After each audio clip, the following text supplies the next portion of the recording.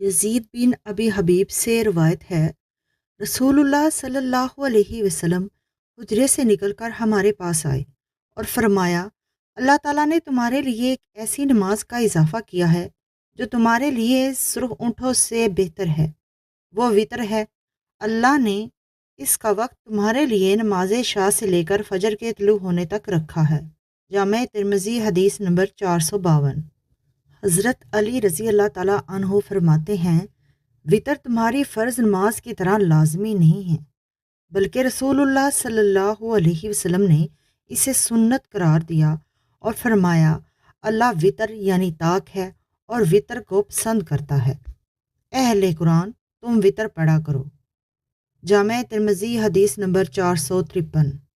نبی اکرم صلی اللہ علیہ وسلم نے فرمایا، تم میں سے جسے اندیشہ ہو کہ وہ رات کے آخری پہر میں نہیں اٹھ سکے گا تو وہ رات کے شروع میں ہی وطر پڑھ لے، اور جو رات کے آخری حصہ میں اٹھنے کی امید رکھتا ہو تو وہ رات کے آخری حصہ میں وطر پڑھے، کیونکہ رات کے آخری حصے میں قرآن پڑھنے پر فرشتے حاضر ہوتے ہیں، یہ افضل وقت ہے۔